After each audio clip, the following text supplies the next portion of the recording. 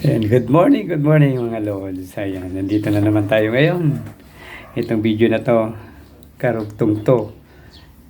Doon sa video ko na sinabi ko na fake news yung Malacanang sa sinabi nila na naaresto na si Zaldico o nahuli na sa Czech Republic. Kasi maraming basher Maraming nag-comment doon na fake news daw yung sinabi ko. At chismis lang daw at marites lang yung alam ko. At nakikinig lang daw ako sa radyo. Ito guys, nandito yung resibo. Auntie Claire, pasok. Nahuli na si Zaldico.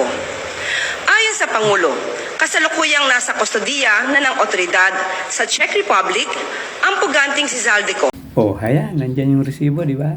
Yung idol yung si Auntie Claire mismo yung nagsabi niyan. Anong sabi?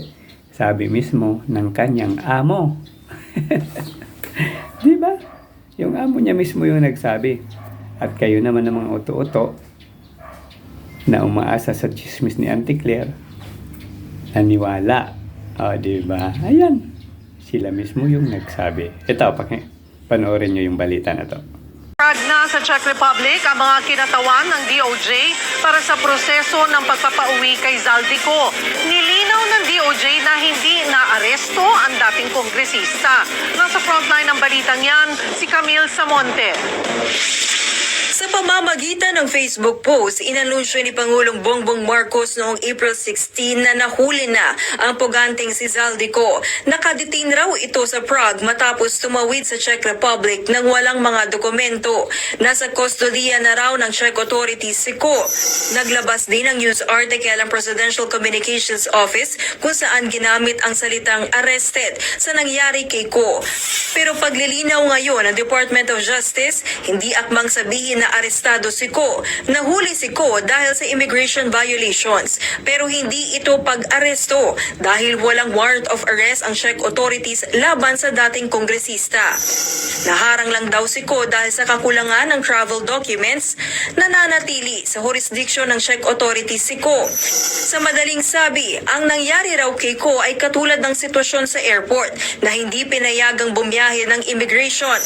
Ayon kay Martinez, makikipag-ugnayan sila sa Czech authorities para malaman ang magiging legal na hakbang kay Ko na wanted dito sa ating bansa dahil sa flood control scandal.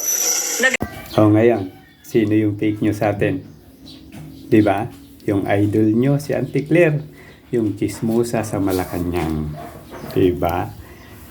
Comment kayo dyan, mga trolls. Maiinis na naman kayo kasi napakitaan kayo ng resibo at nabuking yung pagiging oto-oto at tanga ninyo, di ba? May nag-iisip minsan kung bakit nga ba dumadami ang fake news ngayon. Meron bang pagkakataon? Sinasadya ba? At alam naman natin kung ano yung mga fake news na naglalabasan. Gagawa po ang PCO ng isang website o isang platform kung saan nyo po isusumbong lahat ng fake news na nagkakalat at yan po ay hindi namin tutulugan at lahat po yan ay dapat nasampahan ng kaso. Inuulit po natin, fake news. O ayan, i-report nyo na si Auntie Claire dun sa website na ginawa nila. Ginawa nila yung website tapos sila mismo yung i-report, di ba? Sila kasi yung fake news. Nako, sayang ang bungangirang chismosa ng Malacanang.